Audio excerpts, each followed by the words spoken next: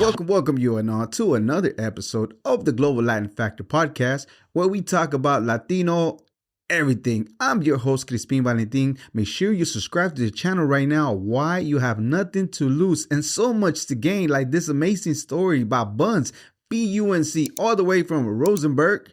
And not to mention, he's also part of La Maquina, GT Garza Coast. So you definitely want to check in this episode. He has an amazing story. He drops so many amazing jewels, and you definitely are going to get inspired. And now to the episode. Bunz, what's up, my man? How you doing today? How you doing, man? Thank you so much for being here. I appreciate it. Yes, sir. Big shout out going out to Mr. Never Die. He told me you were going to be in. You were looking for some places. So I'm like, man, I hope that big shout out to Never Die for setting this up. Yeah, absolutely. So we're able to make it work. So thank you so much. Yes, sir. So before we get started, I'd like to start off with a segment that I like to call Preguntas al Chile. Preguntas al Chile. Fun questions. You like this? You like that? Trying to kind of figure it out what you like. Are you ready? Yes, sir. Tacos o tortas? Tacos. Corn tortilla or flour tortilla? Flour. Gorditas o pupusas? I tried papusa before. Yeah. Jarritos, what flavor? Red. Red? Yeah. I think it's tutti frutti. I think that one is. Yeah. Agua de horchata, Jamaica, or tamarindo? Jamaica. I like the Jamaica. Salsa verde, salsa roja. Do you like spicy? Verde? Yes. Heck yeah. Menudo or pozole? Menudo. Valentina, Tapatio, Cholula, or Tabasco hot sauce? Tabasco. Churros or flan? Churros. When you just dropped the hardest part ever and you want to celebrate and you want to dance a little bit, you would like to get down to some cumbia, salsa, merengue. Bobby Pulido. Some Tejano. Yeah, bro, like I need Tejano. to put that in there. And I don't speak Spanish very well, but I grew up on it. So sometimes I just like the vibe of it. I like to listen Bro, to it. you feel it. Yeah, you exactly. feel the music. I don't know what he's saying, but it sounds romantic. Exactly. It sounds like something you need to feel. Mm-hmm. What is the best place to eat at Twin Cities or Rosenberg or Richmond? Which one? Ooh, I guess it just depends on what you're trying to eat. They got some good steakhouses there, but I'm super plain, bro, on food. I'm super plain. I'm the type that'll go to like Texas Land and Cattle and just get a steak and baked potato. Yeah. Or I like my favorite things. I like Chili's. Shout out to Chili's. Shout out to Chili's. Yeah. So good, so good. Hey, make sure you check out the Chili's over there. Okay? Yes, sir.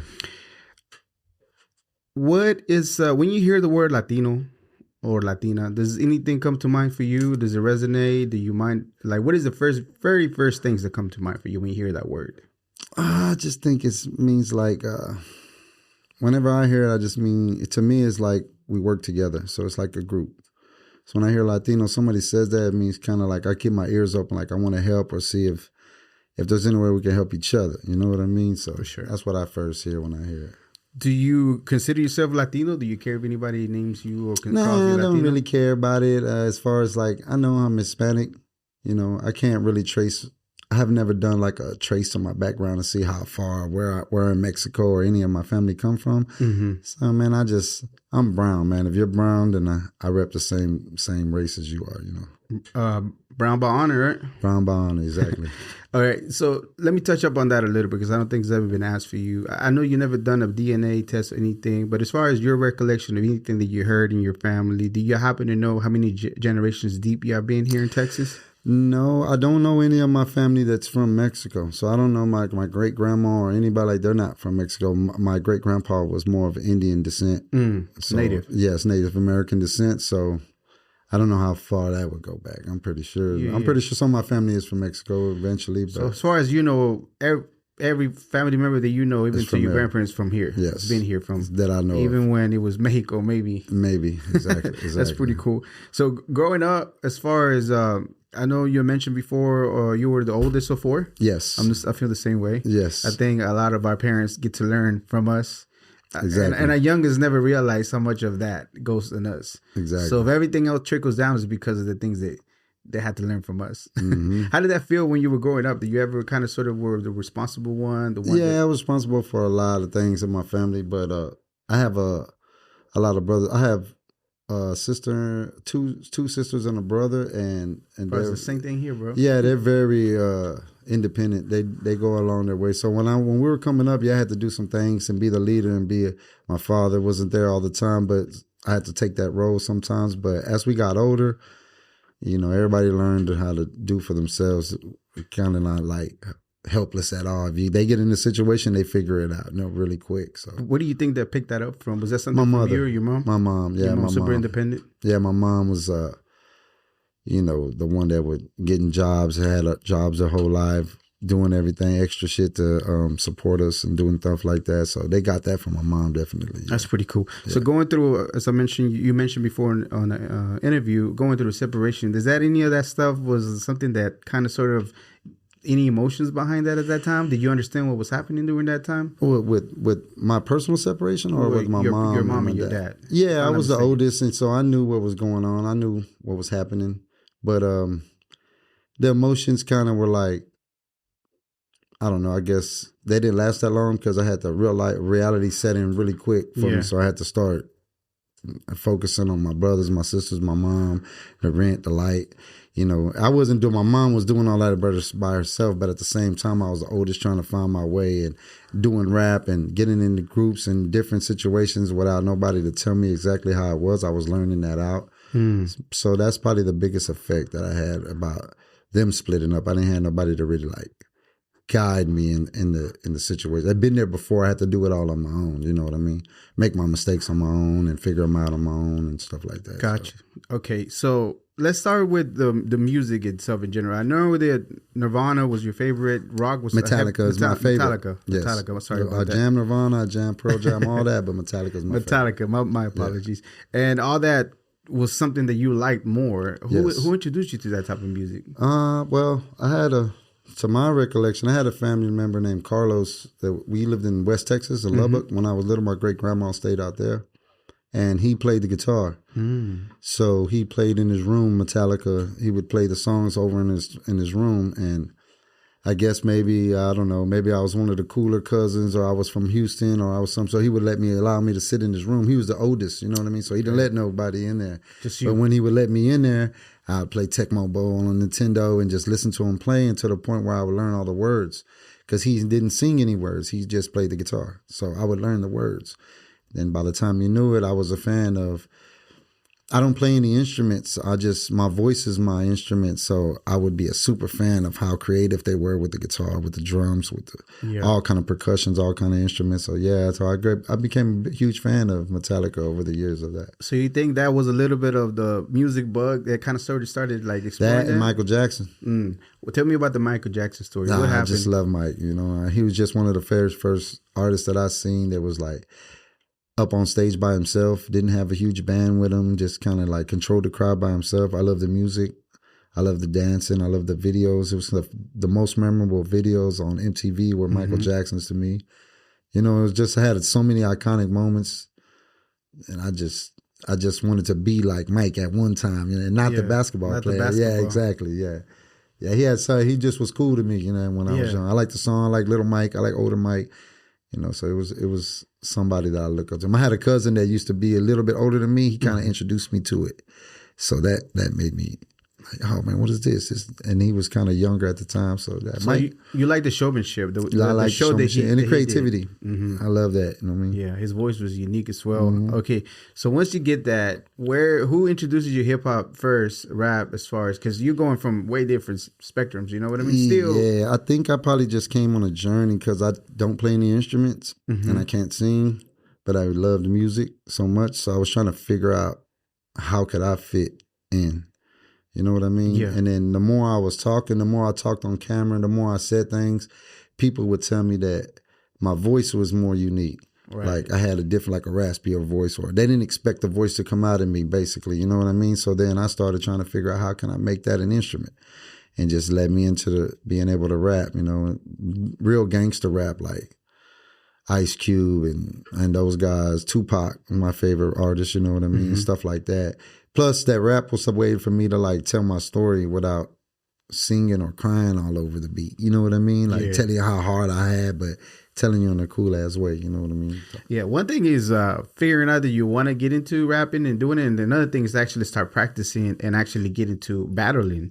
When did that come about? Well, as far as battling, I just did battling because in my hood, when you were an artist, you just wanted to know how good you were. You know what I mean? Yeah. So anytime there was a group of people rapping, then I would show up. Like I had to be there to rap.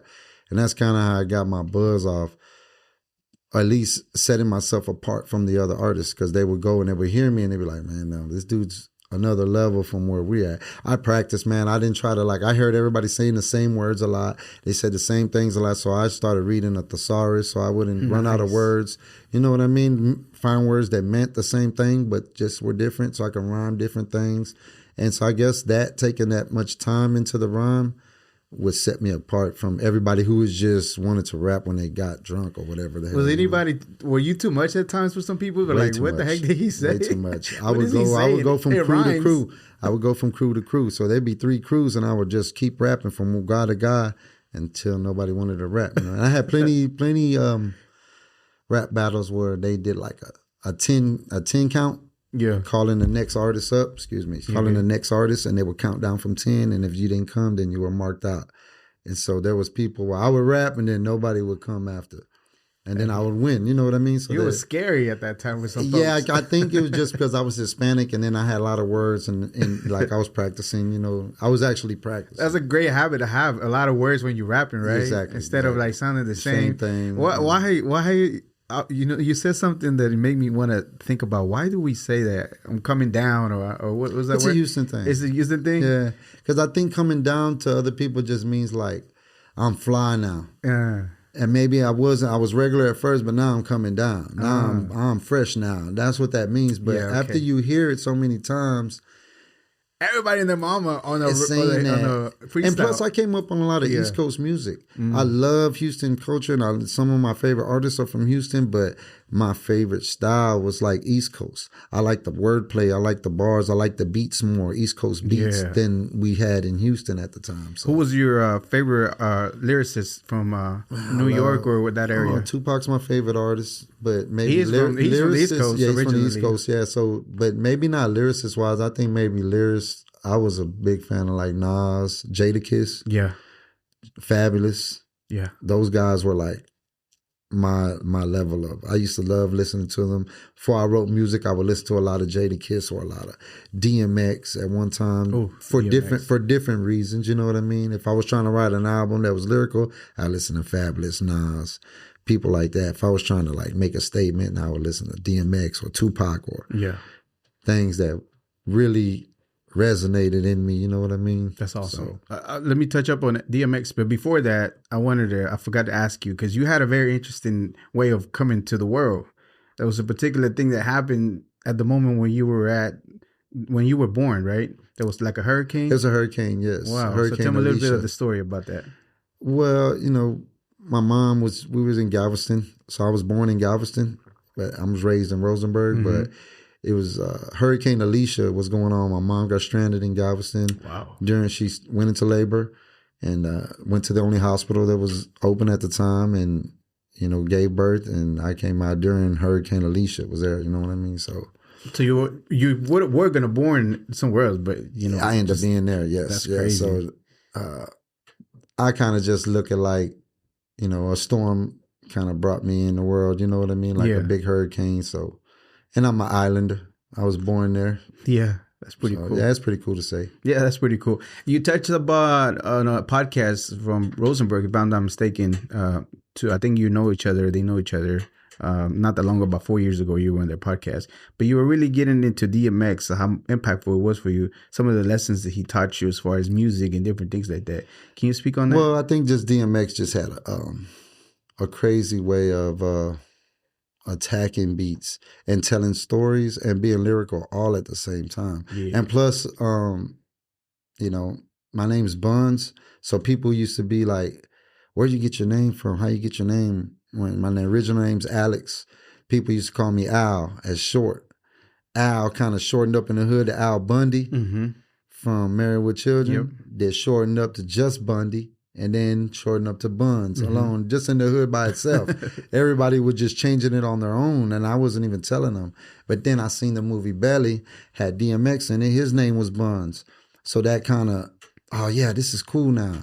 You know what I mean? Because like, who wants to be called Bunz at the beginning? You know what I mean? It's kind of like a lot of jokes people tell you on it. Yeah. But I was like, it's a hood name. You don't get to pick your a real nickname, you don't get to pick it. You know what I mean? The hood describes you as they describe you. And I just ran with it, man. And I was like, DMX was a guy that me and my friends used to listen to, freestyle to over his beats. Right. Yeah. So when people were jamming Jay-Z, I was jamming DMX type music. You know what I mean? At the same time. So one of the most significant performances I've ever seen from a hip hop artist is the one where he is in Woodstock, I think. Yeah, and the crowd is like fucking packed, bro. Yes. I just listen to that part sometimes, just the performance for the energy part and how crazy it was in general. Talk about showsmanship, talking about somebody that, you know, just literally like the whole crowd is in it. Yeah, you got to be able to captivate those people, man. They're ready. They're ready. And it seems pretty easy. It seemed pretty easy for him. He just had to come out. And that's how much of an impact he had. And then, so that was great. Yeah, I love DMX. I heard an interview from JC that he had to go at one time when they were all on tour. He had to go right behind him. Yes, I seen that. Yeah, I seen that. And the dog, he did the dog bark and brought him out, and then he said a prayer at the end. Bro, yeah, I seen that. Okay, you top that off. You know, you either have to bring in and evolve your game, or you know, don't go behind him. Yeah, I mean, it's a great problem to have, though. Somebody who opens up that great, the crowd's ready for you. You know what I mean? So yeah, there was either I read it somewhere, I saw it somewhere, or maybe I'm making that up in my mind. Or maybe I was in a different dimension. Your name has significance to something else? Did it have a meaning at all? No, it don't have a meaning. It's just Bunz. It just got shortened down from all the things that I said just prior. It's just a shortened word from Bundy down to Bunz. They just shortened it down to 4 letters. My first name is 4 letters, Alex. So they just shortened my nickname down to 4 letters. And it just stuck with me. You know what I mean? That's and I just ran with it. Ever since then, I just decided I was going to make this cool. Okay. So now you're doing, when do you first decide to record something that you are able to, you know, put your telephone number and be able to pass them out or sell them out? That might have been like maybe 05, 04. I started freestyling in 95. Just freestyling from hearing the Screwed Up Click and just hearing those tapes and just wanting to do that. We would all freestyle. But then I started taking it serious, and then maybe like 03, 04, I started going to my homeboy Charlie Boy's house. Shout out to Charlie Boy. When we would just steal beats offline. Everybody who had instrumentals, I would find them as much as he could. He was one of those guys that would be on the computer all the time. So he would find the beats for me. I rap to him. I started realizing that I was a little bit more advanced than the other people that were rapping. So I decided to just make a CD with like 5 or 6 of songs with just me rapping and just write my name on top of it with a marker and just start passing them out. So you was use beats, kind of like a mixtape type. Exactly, a mixtape. Okay, we just went online and just found instrumentals from other songs. Nice. And then I just wrote to them. Basically freestyle. A lot of them didn't even have hooks. It was just me showcasing that I could rap because nobody really knew I could. And then I put like 100 CDs together, just wrote mine. I couldn't even afford to get them a press, cover, none of nothing. that. No graphics. We just burned them with the sleeve still. Exactly, in the computer, one at a time, just burning them, you know, off LimeWire. We took the beats off LimeWire, shout out to LimeWire. Back then, you know what I mean? Yeah, so then I passed that shit out, man, and everybody was like, who's this? It was good. People liked it. And that's how I met Mexican Mike and the guys who made Lifeline. Yeah, that's how I came in. That's why I said one time about the image. I already had an image, but I was trying to take it to the next level. You know what I mean? And you knew somewhere deep inside of you that I was going to do it regardless. Yeah, okay. I was going to do it regardless, man. I already knew that I had my mind set. You know what I mean? Right. And so I was focused on doing that. And plus, I was doing so much practice and so much reading and so much looking for patterns and so much listening to other music that I just felt like any other athlete, if you do that much training, then you're going to be better than, it's going to be hard to beat me. You know what I mean? The mastery, right? 10,000 hours. Exactly. Yeah. Something's going to give, right? Exactly. So I took a lot of time doing that, reading books, and just capturing feelings, remembering things, and trying to lock them into places where when I hear a beat that's sad or happy or turned up, I can take myself back to that emotion and remember how I felt and then give you exactly how I felt. which been a gift and a curse, man. Sometimes I have to go through it before I can say it. Mm. So my life is taking longer for me to get to that point because I can't lie about some situations. I got to go through divorce. I got to go through drug habits. I got to actually go through them before I can tell you about it. Some artists can just make things up without having to physically go through them. Okay. And it's kind of been like... I would love to expand on that here in a second. But before that, why reading specifically? What did it kind of do to you whenever you were reading? I just love the way reading can make you a picture appear in your mind without seeing the picture. Mm-hmm. The right description, the right words, the right vocabulary can make a picture appear in your mind.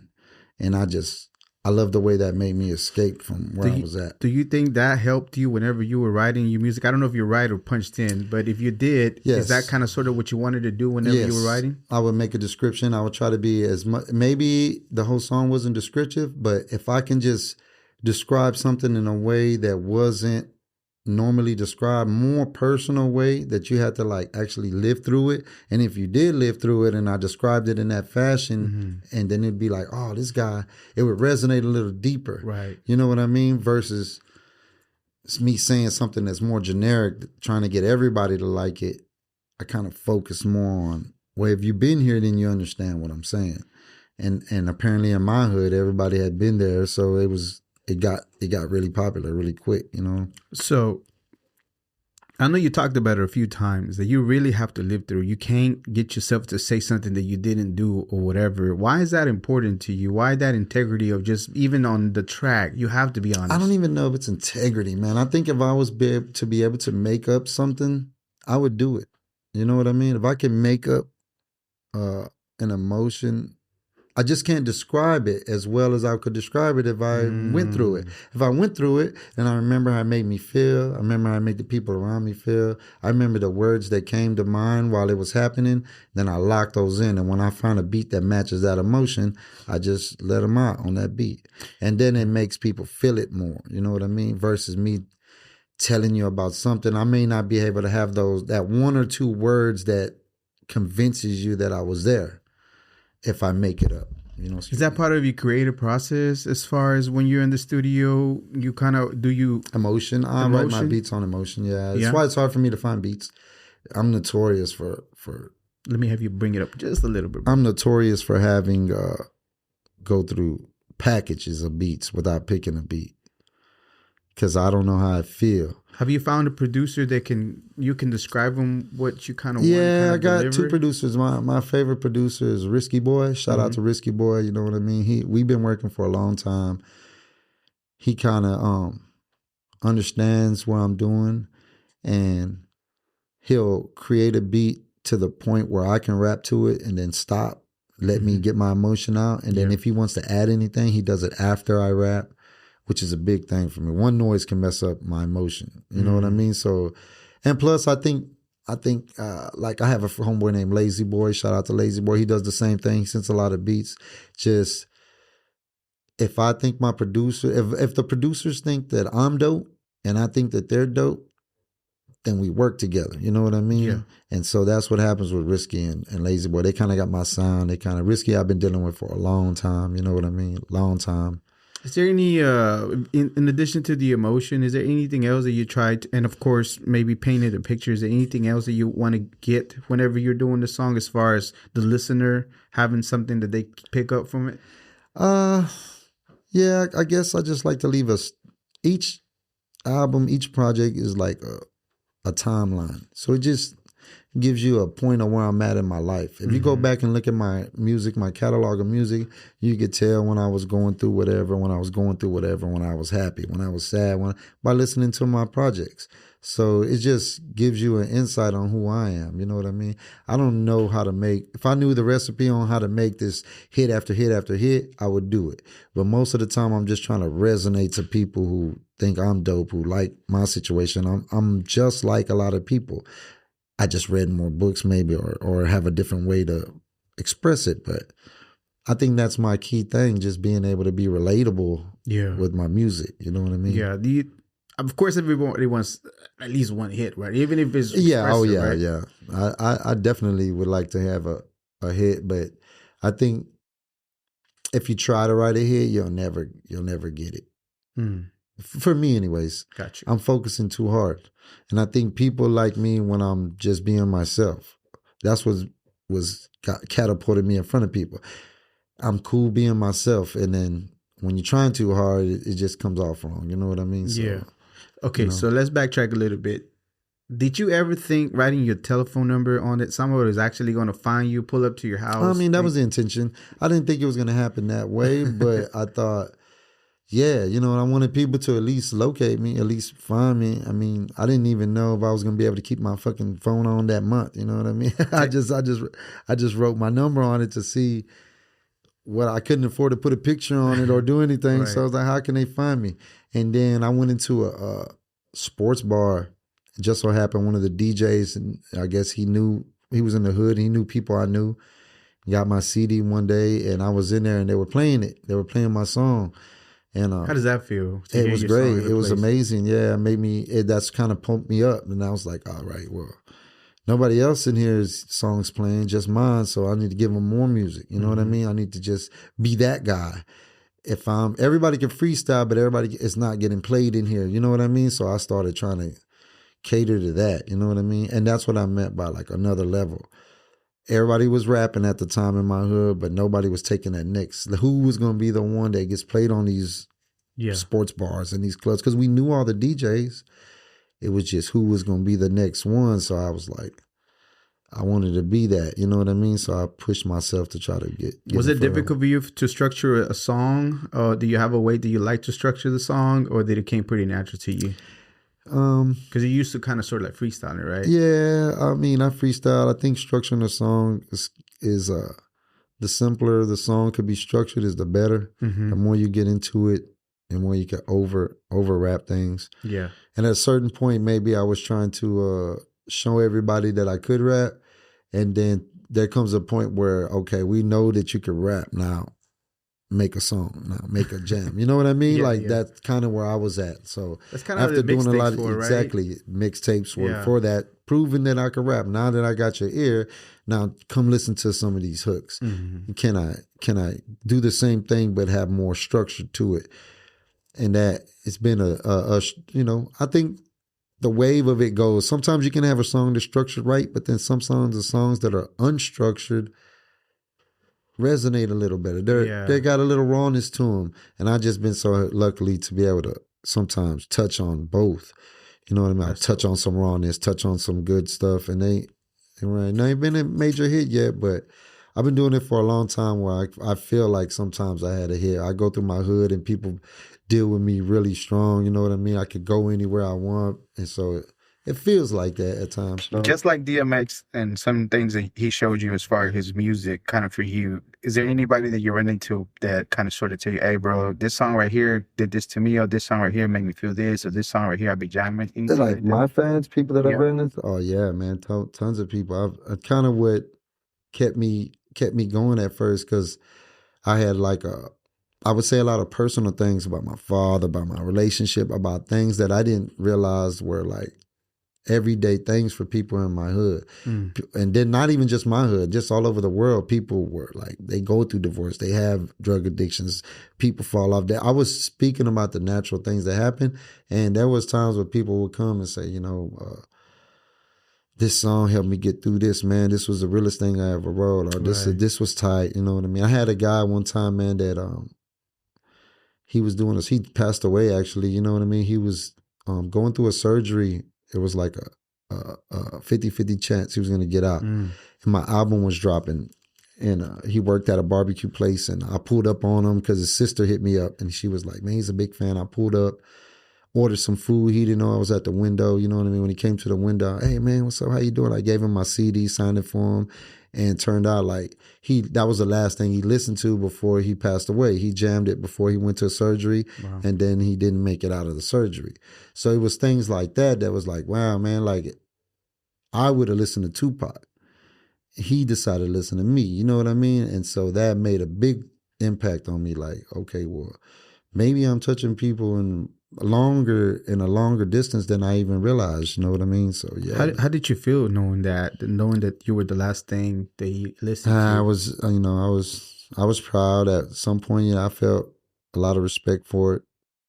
And then there was times where I felt like maybe I should have like, how didn't I know there was a fan that big in my city?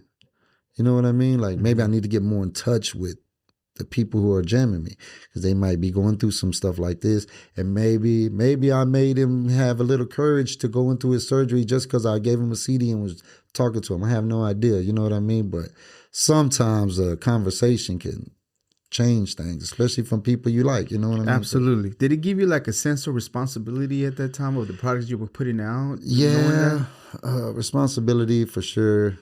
It kind of made me think about like what message I was giving out, what I was saying. Mm-hmm. But I had already said so much stuff. There was things like I wouldn't let my son listen to my music when I was younger. Yeah. Because the message I was giving out was not, I wasn't thinking about the future. I was just thinking about what I'm going through. How can I express it? Do you feel like that was just your journey at that time? And that was my journey. Growth process? Yeah, that was my journey. And then in my hood, there was a lot of like, we have Richmond and Rosenberg. It's like a really close town, but they gang banged a lot. In the 90s? Yes. So Richmond and Rosenberg, we used to be against each other all the time. But we only were separated by like an underpass. There wasn't even nothing to stop us from going, but it was just like a thing. For some reason, maybe because I was spitting all that real stuff and I was touching home and saying Rosenberg names and streets and like really applying pressure to my hood, that they stopped fighting and they came together.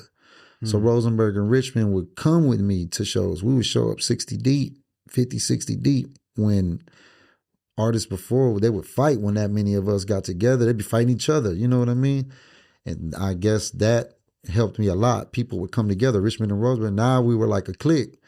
We're going to go represent. We Richmond and Rosenberg. It was Twin City thing now. It was like a combined thing now. It wasn't like separated no more. Any of that intentional when you was doing it? Or you just happened to be the people who were connected? I just with knew the so music? many people, man. I just knew people from Rosenberg and Richmond. They knew me. They know my family. They knew everywhere from Rosenberg. If you lived in Rosenberg and Richmond, really from there, you've never stayed in just Rosenberg or just Richmond. You got family in Richmond or family in Rosenberg or vice versa. You know what I mean? Yeah. So I just knew so many people that when I started doing it, they were like, oh, yeah, we know this guy. We know his family. We know his cousins. He's a good dude. And they just came together. You know what I mean? I remember one of the podcasts you're talking about that you were getting recognized and you couldn't go to places with somebody trying to talk to you and everything. But at the moment of time, you wanted to be alone. How did you maneuver through that part as far as like you're going through some stuff people don't really know? They just see you and they want to approach you because they know you. You're getting known by the music.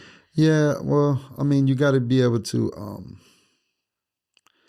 kind of understand that these people don't know exactly what you're going through. They just want to interact with you. You know what I mean? So you can't take everything out on them. And then you got to have a way to free your mind from all that. I love to fish. You know what I mean? So when I would go through things like that, I would go to the beach and I'd just be by myself. And I would give me a time to calm my emotions and make a good decision off of what I was doing. You know what I mean? With mental health and all those conversations happening now, and for you yourself, you think that's kind of therapeutic? Also music? Oh, yeah. Music was a way that I didn't have to keep anything bottled up. So it wasn't like anytime I had an emotion, I just put it on a beat. And so I didn't keep things bottled up where it just erupted into an angry situation or somebody ticked me off and then I would just explode. You know, I was really calm because everything that was bothering me, I can just say it on the beat. And then I was so lucky that maybe you were going through it, so you would even like what I was saying. So now it was like the negative wasn't so negative no more. You know what I mean? It's like a lesson learned at that time. Yeah, I just tell you what I was going through, and some people were like, yeah, we did the same thing. We just went through that. And that was tight. You know what I mean? It was worth getting my message out. They helped me get my message out, my hood. Accepting my message, you know what I mean, was really helpful.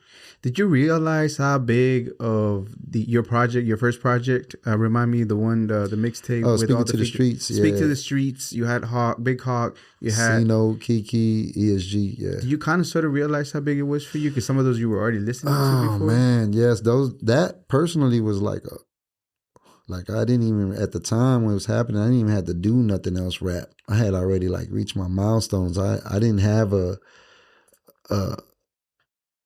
like a future where I was thinking I was going to rap with Nas or rap with Tupac. I just wanted to rap with the biggest artists in Houston. Wow.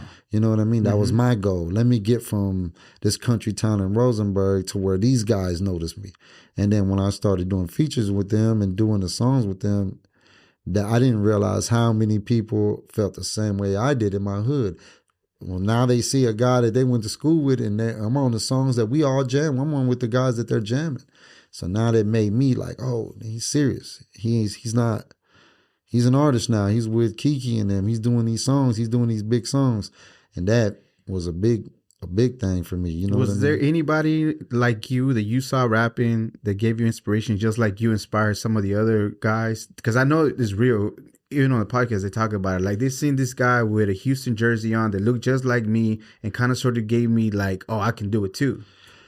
Well, I guess I didn't know a lot of Hispanic artists at the time. I didn't, SPM was really jumping at that time. And his rhyme was really, he was first Mexican I heard that was like, had a lot of rhyme play. He had a lot of word play with a lot of rhymes, words rhymed and shit like that. So that was somebody that I first was like, but he didn't really inspire me as far as like my style was totally different.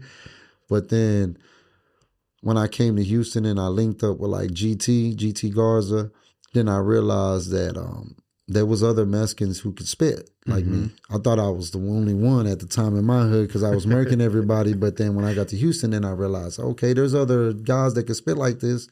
And that inspired me more too. I was really competitive, you know what I mean? So was there any humbling experience that you already knew you had everybody in Rosenberg pretty much? Well, can you take me to that? Numerous times that I've been where I've been the best rapper in the room in my hood, numerous times. So it wasn't like I was getting any better. I was just stunting on everybody because I knew I was the best. And then when I would get with my friends like Felony, shout out GT Garza, I would get with these guys and notice that they had a more advanced wordplay. They maybe not as much maybe not more words, but the words they were using were things that I didn't know.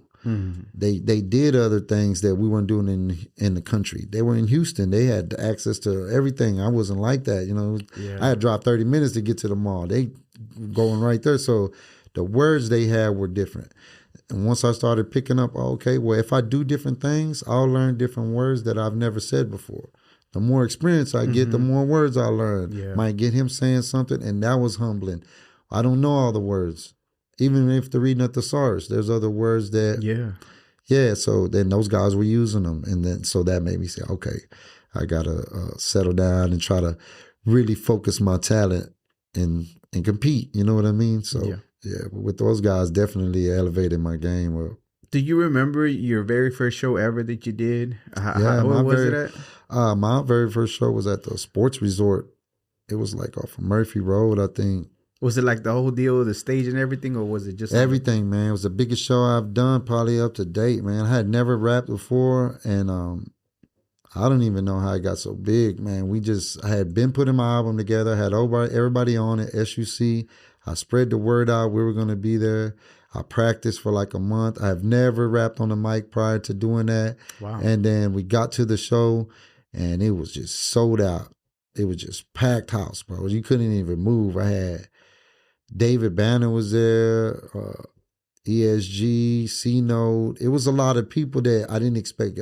Street Military, it was people that just showed up because the party was so junk.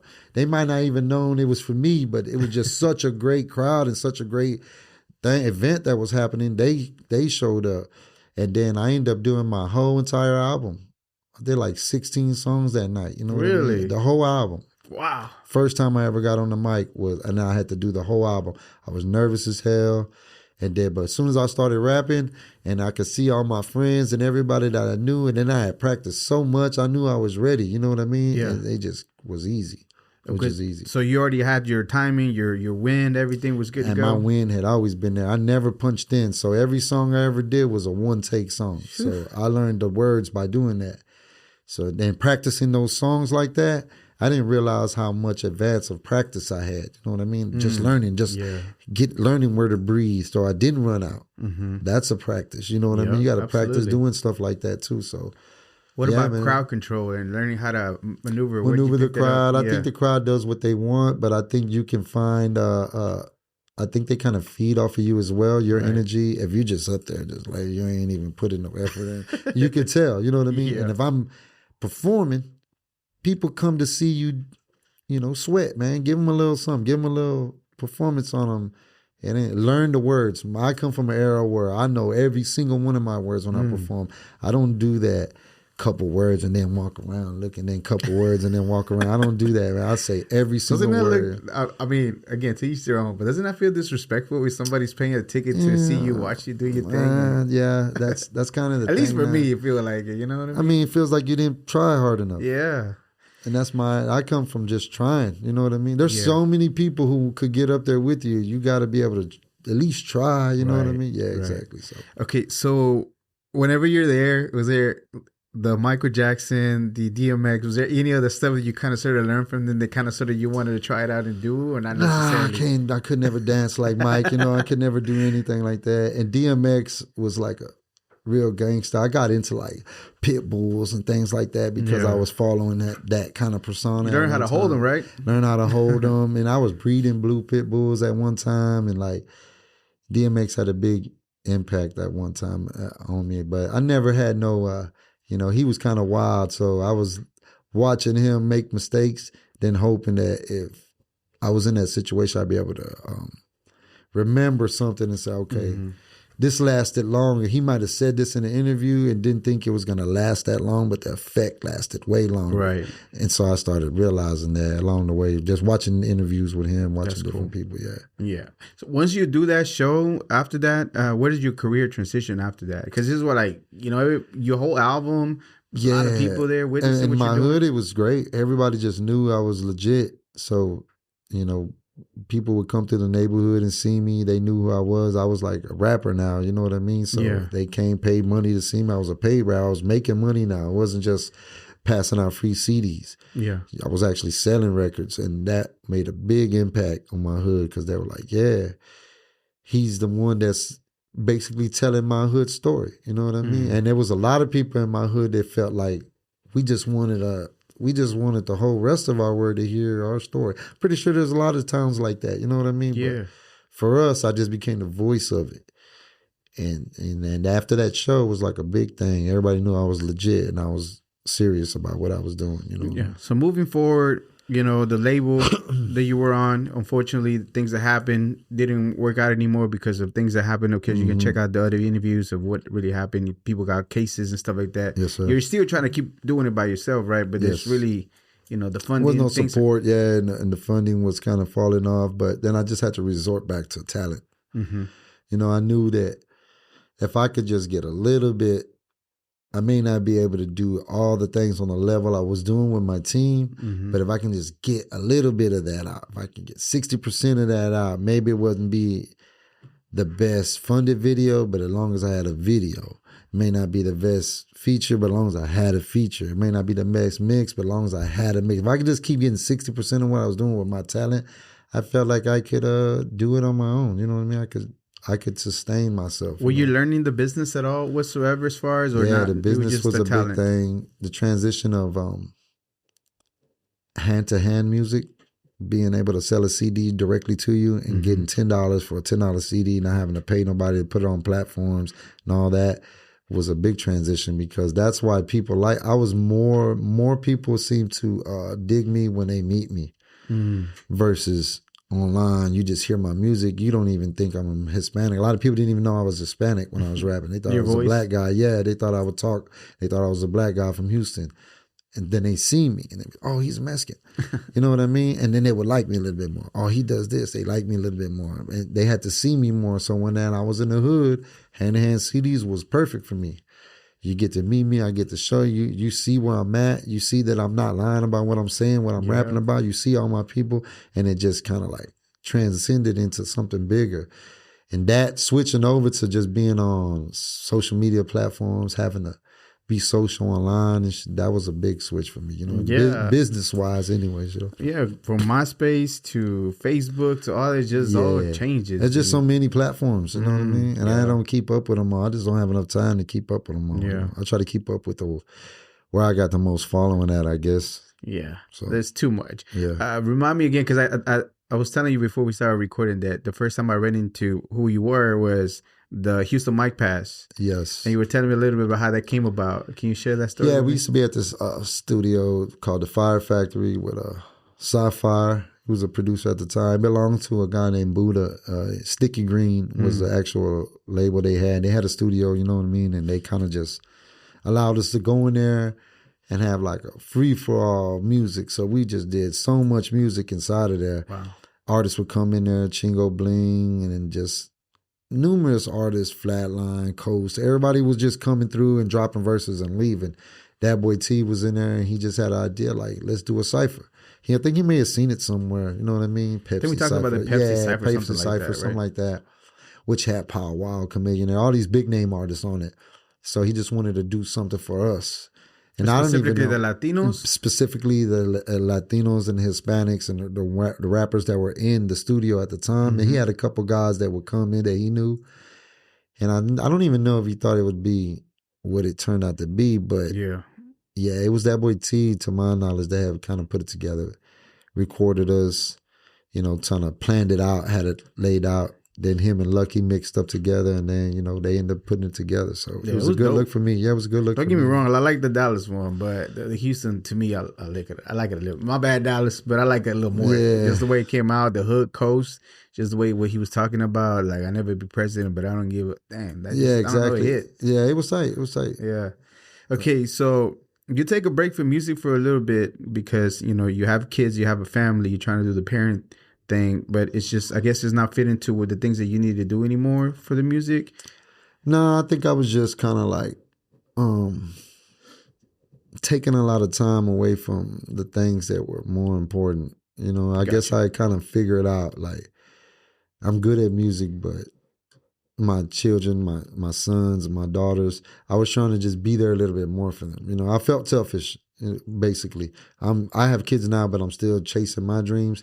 But then at some point, I started realizing that was kind of like an example to my kids. Like, never stop chasing your dreams. You know what I mean? No matter how many people tell you can't do it, there's a way. It's just harder, but there's a way to do it if you really want to. You know what I mean? So it became a statement. So that I was like, nah, I can't quit.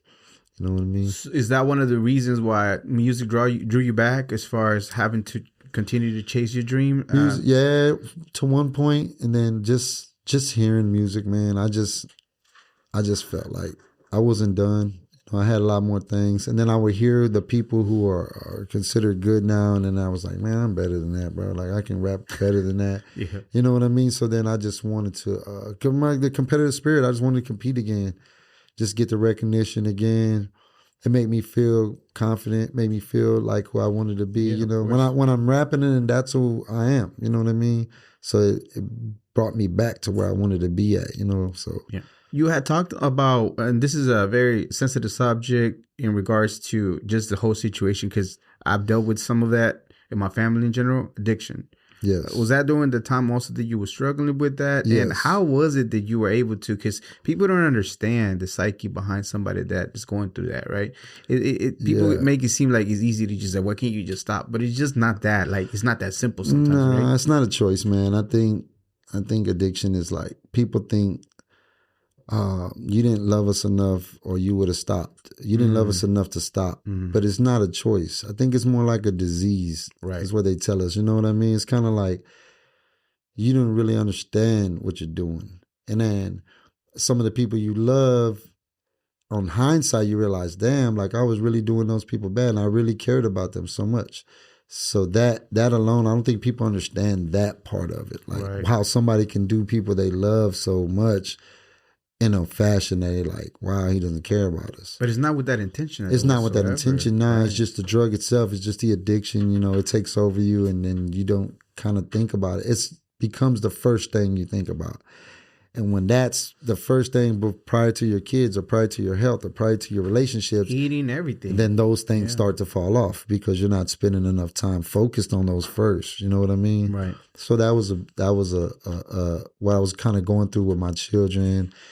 You know, with my father, I had a thing with my dad where he was an addict, and it put me through the same thing, but I didn't really understand that until I got my own addiction. Then when I got my own addiction, then I realized, oh, well, you could really, really love somebody to death and your actions can make it seem like you don't care about them. Right. You know what I mean? And that can be hard for a child or somebody to recollect, like, no, you did this, how you don't care about it. But so that made a big issue for me trying to keep my relationship with my kids while I was going through that. Just letting them know that I cared about them no matter what. So that was like my focus at the time. I wasn't worried about music at all. I was just trying to make sure that I didn't lose myself and lose my kids' relationship. Was there a rock bottom, or where did you gather the strength to be able to either seek help or, just on your own will stop? I think you just got to kind of be fed up. You got to personally just really, really want to not be it. And then you got to have people that have been through the situation with you. You know what I mean? So like I went to AA. AA was like my savior, bro. Like it helped me out. I loved AA because it was a place to be in a room with people who had went through worse things than I've been. I was on when you look at addiction, I was like at the very beginning steps and I felt like my life was over. When I went into AA and then I realized there was really rock bottom. That was really lower than I was. And I was in a good position to get myself out of it. If I wouldn't have heard those stories, then I would have never had the confidence to say, hey, there is light. I'm not that far from the light. You know what I mean? I thought I was at the bottom, but I wasn't. I was really still at the top. Hearing those stories, going to AA, being around men that had went through it, being able to show my emotions without being worried about how you felt. Right. Without being judged, right? Crying in front of people that I didn't even know about situations, but they've been through it. So they knew where I was at. They were able to talk to me. And then at a certain point, I was like a motivation for them because I got out of it really quick. I wasn't as deep as I thought. Then when I started leading AA classes. I started coming to class to tell the topic, what we want to talk about. It was good. I participated in it. I really wholeheartedly participated in it. And that got me out of feeling where I felt like doing the drugs and doing those things. And then shit, man, after that, the sky was the limit. The best thing about that was that I never had a withdrawal. When I was ready to get off of it, it was gone.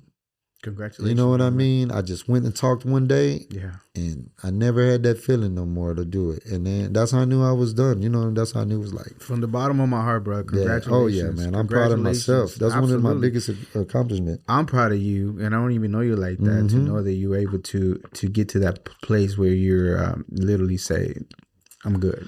Yeah, and I had to go. I turned myself in, man. I had committed and built up some crimes while I was being an addict. And I just decided like, I was tired of running from everything. I needed to go, I needed to go turn myself in.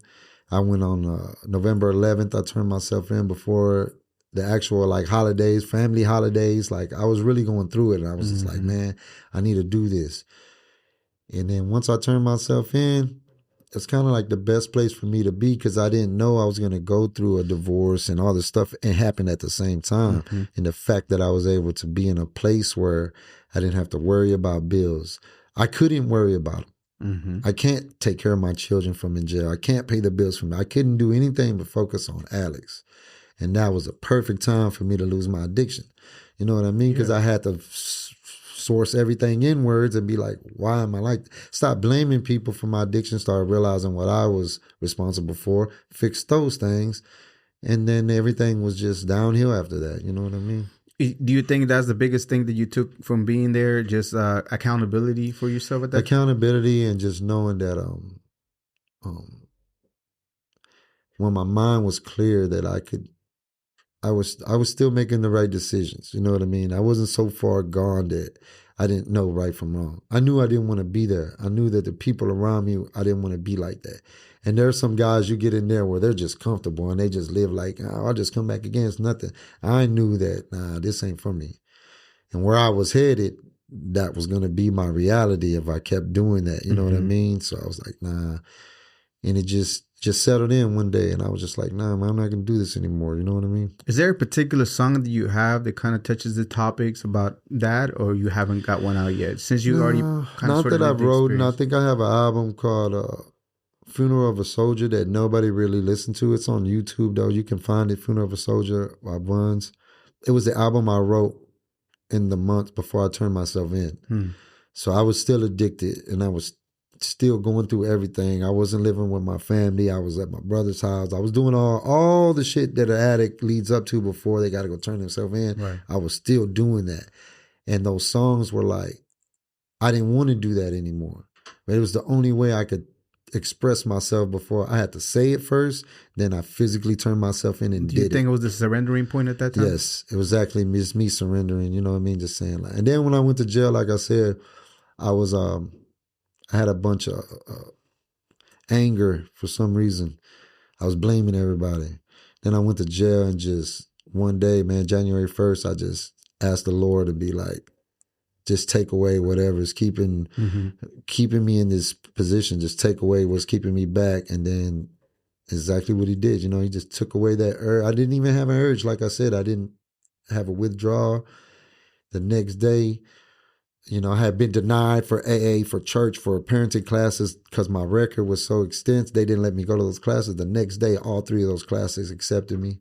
You know what I mean? So it was like right after I had surrendered to the Lord and told him like, you know, I may not go to church every day, but I need to let go of the will. Right. Let you help me do what I have to do. Then right after that, everything just started opening. Every door started opening. And then I realized like, okay, maybe I just wasn't positioning myself for the blessings that were waiting for me to come. I just wasn't in the right position to get them. You know what I mean? Awesome. Yeah. And then we fast forward and you reunite because all y'all know each other. Coast, GT Garza, y'all been around. Oh, man, each I wouldn't other even have been able to stay relevant if it wasn't for GT. You know, GT was a guy who I recorded tons of music with prior to. So I was going through my shit and I was out of the way and I wasn't even like nowhere to be found. You couldn't even locate me to do music. He was putting me out on his features. He was still putting me out on his music. He was still keeping me relevant to and then plus, you know, my skill was enough to jump ahead of people. Anytime you heard me, I was jumping ahead of artists that were being consistent. And Garza was so consistent that it seemed like I was consistent. You know what I mean? Wow. Yeah, so it really helped me out. You know, it really helped me out during that. I was able to get out and knowing that I was still part of a crew that was so active, it just catapulted me back to the front. Now I skipped a lot of people. Yeah, that's awesome. Taking that time out. And then did y'all originally, are y'all technically a label per se with La Maquina or is it La Maquina is a label. It's a label with Garza's label. You know, I think he started it maybe in 02 or something like 01, something like that. It was The Machine at first. The Machine. Kind of switched over to La Maquina. Yeah, so that's been the label that I transitioned from Lifeline, which was my own label with Mexican Mike and that T-Man, Troy Reese. We were the ones who started that. And then when I got with him, that's all it became was The Machine, La Maquina. I kind of just like you said, at that time, my guys had went away doing their time, and I was by myself, and I needed a group to motivate me to push. And then I met those guys. Garza had everything moving. He was so active. I learned a lot from those guys, rhyme-wise and business-wise, and then we just linked up, you know what I mean? I like the way that y'all play with how competitive y'all are, but still super respectful for each other, you know what I mean? Yeah, I think that goes a long way too, man. I think that I think if there was guys that I thought, I mean, no disrespect to anybody I know that raps, you know what I mean? I'm not saying anything like that. There's tons of people that go hard, man. Shout out Doe Man go hard, you know, but even those guys were a little bit younger when we were doing our thing. They came up right under us. And being the fact that I thought Garza, Felony, Coast were kind of like the best competition that I could find, that made it fun. And then like we ended up turning out to be friends. We ended up turning out to be really cool. We had a lot of things in common. So that kind of made it like, all right, you don't always win. Sometimes I win on a song and sometimes he wins. But I'll be back with the rebound. And that made it fun. You know what I mean? So that made it like, we don't know who's going to win. The fact that anybody can win this made it not so like an angry competition. It made it a friendly competition. That's cool. What I mean? Yeah, so. Because I think hip hop was about that at one time. Exactly. That's right? all it was about. It was about that. We're running short on time, but before I let you go, was there any questions that you had in mind that you're like, man, I wish he asked me about this, or I wish we touch up on this? Is there anything in mind? No, I just want everybody to know that my album is dropping tomorrow, which is Undisputed, which is like a combination of emotions more than songs. I just feel like I'm undisputed. I really feel like that. You know what I mean? So Gotcha. there's times where I really feel undisputed. I really feel when people are making their rap list, I'm not on it, but I should be.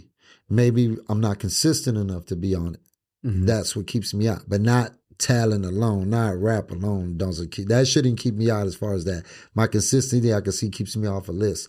But the fact that I feel like I should be on it makes me want to go harder. Makes me want to make this list. So tomorrow, Undisputed drops on all digital platforms. On all digital platforms. I haven't dropped an actual project myself in maybe like 4 years. I've been on a lot of other people's stuff, a lot of mixtapes, but this actual album produced and dropped by myself. A lot of Risky Boy, a lot of Lazy Boy beats. La Maquina representing it. We're doing the show tomorrow too in Arlington. Eventbrite, you can look it up. Get to GT Garza tour. Get the tickets to that. But it's more just me just coming back out and saying like, this is where I'm supposed to be at. And if you're not on my level, then I'm just gonna just roll over where I'm at. Like, I'm tired of competing at a level that I'm not supposed to be at. So I feel like I'm underrated, exactly. Gotcha. Where people talk about me to where everything I've done, how long as I've been in the game, I feel like sometimes like Kobe Bryant, when they skip him in the Michael Jordan, LeBron GOAT mix, like, hey man, I'm here too. Where I've been murking people for a long time too, you know what I mean? So that's just all Undisputed is about. Any other surprises, features that we expecting on this particular project? No, I kind of kept my features really low to my personal group. Mm-hmm. I know who I kind of sound right with. So Felony and Risky Boy on some hooks were probably the only features that I have on there. I didn't really reach out to nobody for any features this time. I wanted to keep it more just in-house kind of for our sound. I got a lot of features from other people, but they just didn't fit the underrated title. I wanted just to be a lot of me and the guys that felt like I was underrated. I let them get on the album as well. You know what I mean? They helped me feel underrated. Not help me feel underrated, but they made me feel that concept like, yeah, you are underrated, bro. You should do this. You should go hard on this. And they made me feel that way. You know what I mean? So I got them on tracks. So one more time, a real quick drop. Where can they find it again? What's it called and what are they expecting? Undisputed, man. Drops August 2nd. You can get it on all streaming platforms. You can get it on Apple Music, Diesel, Apple Play, whatever it is, all streaming platforms, you know what I mean? It's going to be on there. Make sure you go get it. I got videos out right now. I got an Undisputed intro video out on my Instagram, Bunz1000. I'm dropping another video to the interlude this weekend. And I'm just super excited, man. Y'all go get it. If y'all like lyrics, y'all like bars, y'all like wordplay, this is the album to go check out, man. Underrated. Bunz. It drops August 2nd. All right. I'll make sure we put all the information on the YouTube description, yes, including your social media and everything. You're actually here for a couple of shows. Yes, I'm doing a show tomorrow in Arlington with GT. And then I have a couple videos I'm doing out here with some guys that purchase features. Then I think tonight we're going to go check out that Rich Greedy show. He has a concert out here. Yeah, I think we're going to go ahead and just turn up out there, man. Oh, nice. Yeah, just Tequila, show a little love. Yeah, Tequila, exactly. We're going to show up. Shout out to Accomplice. Put me on. And shout out to Accomplice because he got me on an intro for the radio here. I think it's the big station or whatever they call it. K104. Yeah, K104. He gave me an intro for it, let me do it, played it on the radio and stuff like that. So it was a good look. Dallas been really looking out for me, you know what I mean? Accomplice is as well connected, man. He's a great guy. He's been on my podcast a few times. Yeah. I've been knowing him forever in the day, bro. And I'm very proud of the dude. He's been doing amazing cool. He's stuff. a good friend of mine. Yep, that's awesome. Okay, so any other project, anything else you have going on with La Maquina, yourself here in the near future? You've been touring with Chingo, right? Yeah, actually I did. I've been on a couple tours. We did a couple improvs. We did Corpus. We did Arlington Improv. We did Houston Improv. We did a couple things. So I've been on a tour with him, small tour here and there when he has dates with it, which has been a great blessing for me because it gets me in front of a different crowd. And it's super easy to rap in front of a comedy crowd. They're already having a good time. You know what I mean? By the time the end of the show comes, I can't go wrong. How did that connection come about? Man, I've been knowing Chingo for a long time. We've never done no music. Yes, traileros or whatever the name was. Man, when he was doing that old stuff, when he was wearing the cowboy hat, doing all that back old stuff, and I was amazed at all his merch that he had at the time. And he would come to the studio. We never did any music. We never did no music. I would see him in there. You have a song recently, don't you? Recently, yeah. And so just out of nowhere, he reached out to me. I might have reached out to him. Don't know exactly how it went, but he was like, man, I got an artist, put a hook for me on this song.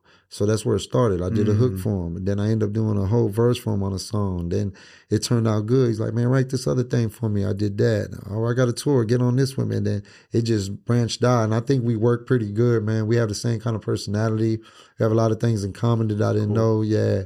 So, and I think he's dope. And he seems to think I'm dope. And that kind of like plays off each other. You know what I mean? So you've been writing a lot more for people as well? Not so much people, but I've been writing a lot of songs that like not for specific artists, but for just in general, a lot of songs that I can kind of try to shop out or sell out. Like I'm just trying to branch my way of, I'm not just an artist. I don't just rap the songs I do. I write a lot of songs. I do a lot of different stuff that maybe somebody else could like. So I'm just using my creativity as far as I can push it. You know what I mean? So writing, you still like that? The punching thing, writing. Even though people are really into that? No, cool. I don't punch. I write.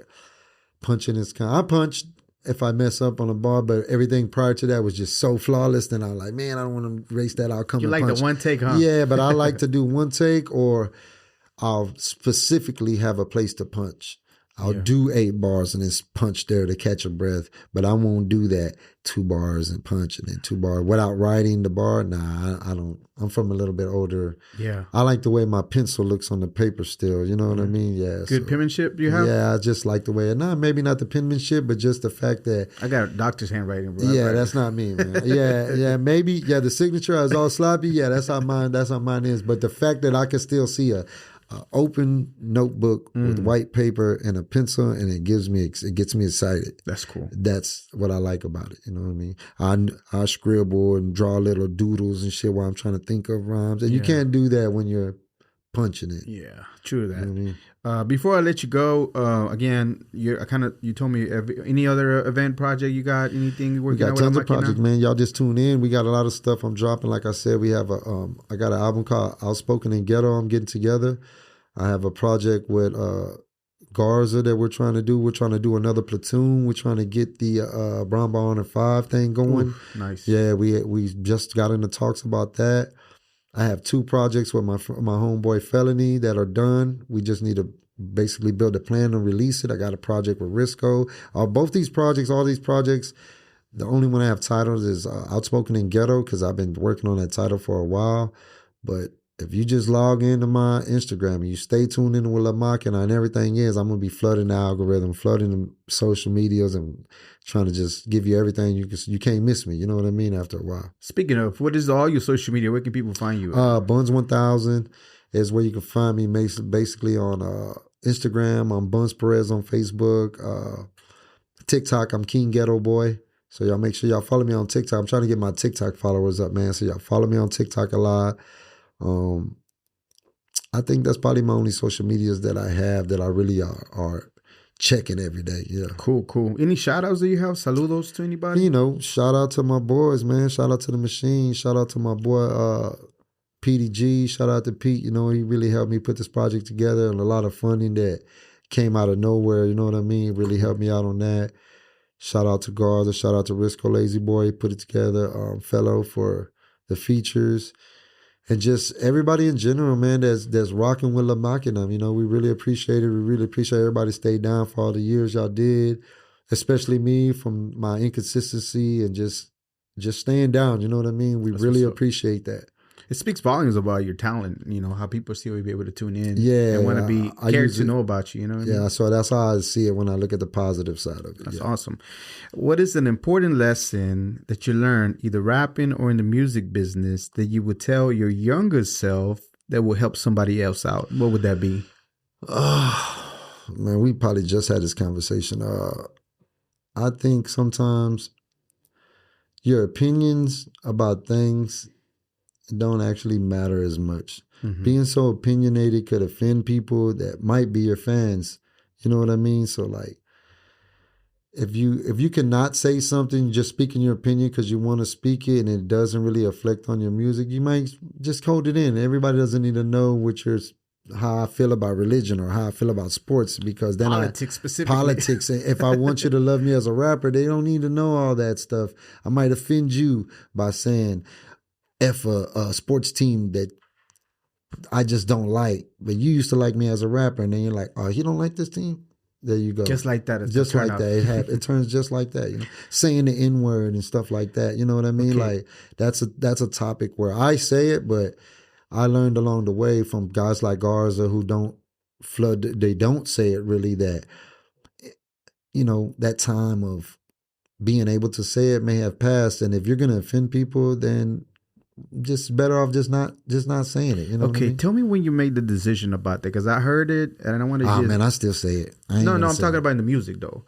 You decided to cut it off in the music, or did you just decide? Yeah, I tried to, but I think it was more of like not the backlash that people get from it. I think it was more that I'm more creative than using it. I got another vocabulary word for that word. I can fill that spot in with something else. I don't have to say that to describe whatever I'm saying. You know what I mean? And that just kind of like, you know, everybody's saying it. And well, I'm a little bit more talented than that. I started holding myself a little bit more to a higher standard of vocabulary wise, just lyrical wise. So, but yeah, you know, I have said it a few times, and even in my recent album, that even in Underrated, it may have came out, because that's just the way I talk. That's just the way we talk in Houston. Houston and Texas is like, it's a bad thing, but it's not a bad thing, because if you grew up and all you have is black and brown, if you stay live here together, that's like kind of sort of like, you know what I mean? But when you get out of Houston, it's not the same. It's not the same. You offend people. Yeah, they will take it offensively. You offend people, and even you don't even offend a lot of. I've been coming across more Hispanics offended by me saying the N-word than actual black guys that'll tell me, hey, man, what are you saying? They kind of understand why I'm saying it. My slang and the way a hood is, they kind of think, okay, he's from there.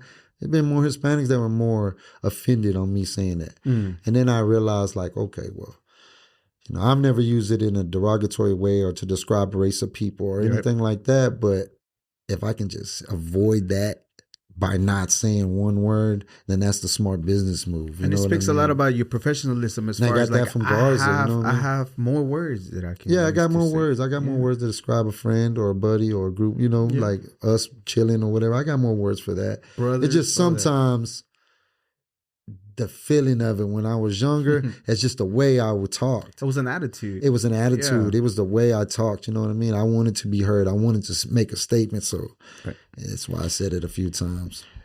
Usually throughout my day, sometime I tell myself, I'm not immortal. I am mortal, and I will die one day. Not to scare me, terrorize me, or anything like that. It's more of a reality in life, right? Yes. We're finite. We're not here forever. We will go. But that makes me at least hurry up and do things. With that, I wish you a very long, prosperous life. After everything's said and done, what do you want people to think and feel about your life? Man, I just want people to know that I don't quit. I've been through a lot of stuff. I've been through a lot of issues in my life, a lot of things that maybe the average person would have gave up or went a different route. And, I'm stronger than that.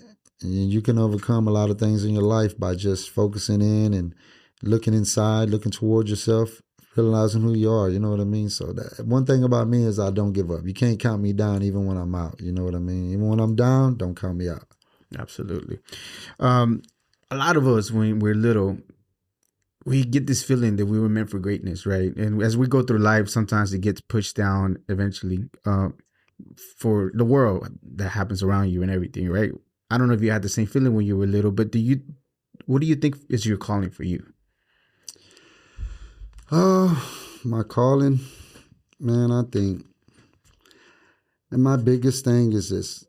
It's a family thing, man. I don't even think it's like a rap thing. I just want to be a great father. You know what I mean? That's kind of like my calling. Like, I just want to be able to, my kids to depend on me. Whatever I go, look up to me.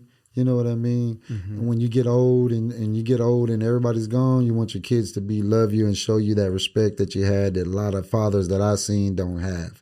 You know what I mean? So that was my big thing.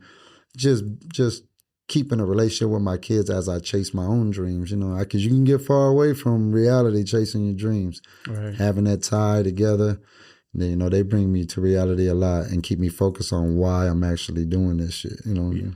Well, I appreciate very much your time. Thank you so much. I freaking thoroughly enjoyed the conversation. Yes, there was sir. a lot of Yes, things sir. that you gave me also just for me, myself to take in. And without a shadow of doubt, Bunz, you definitely are a global Latin factor. Thank you so much for being here. Thank you, man. I appreciate you.